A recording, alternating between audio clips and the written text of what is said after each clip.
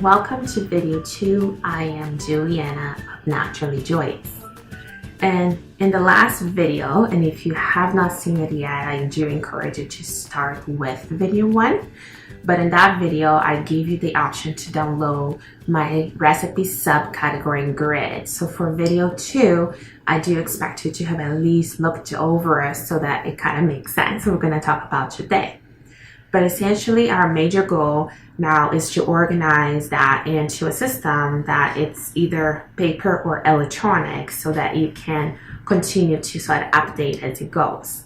Some people like to use Excel for this part. Other people use just a simple Word document. Others just pen and paper. You also have the option of a free app called Trello that if you have not used before, check it out. It's actually pretty neat. There's a free version and it's basically a bunch of boards or what I like to call blocks that you just kind of add information to organize recipes. But the system that I use, which is fairly low tech, but it works for me and my family and most of my clients, it is actually cards. So I made myself little cards, and that's the same ones I use in my practice.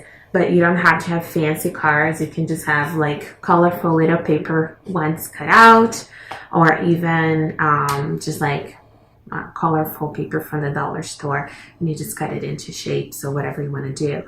But what I do with these cards is in here, I have recipe name, total cook time, and the meal type.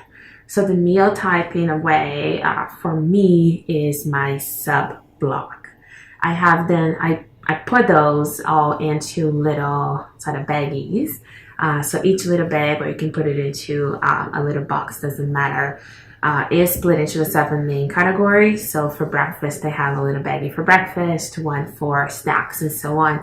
But within those 7 separate categories, like we said, for example, snacks, that I have 7 subcategories. That is what I put for meal type so that I know exactly what sub-block that it is. And then I just write down the name of the recipe, and on the back, I write down where the recipe can be found. So let's just say on my own blog or my Instagram or this cookbook on this page or this other blog, and this is the address. So that once you're planning, all I do is that I spill them all on the table. And then I select, okay, this here, this there. And once I have them all selected, that's when I finish planning. But what this prevents me from doing is having to remember where things are or remember what recipes. Creativity doesn't always come in times of need. So very much what I encourage you to do is, one, either create a master. So it's like a 1 page per sub block. So of course we have in the last page the sub block with all your sort of subcategories, and that's the 1 pager that I have just posted in my kitchen. But if you are taking this to the next level and really organizing all your recipes, all you have to do for 30 minutes each week is pick and choose what you want from each category. Then I really encourage you that you either write it all down in a paper format or type it, or just make the little cards like I have made.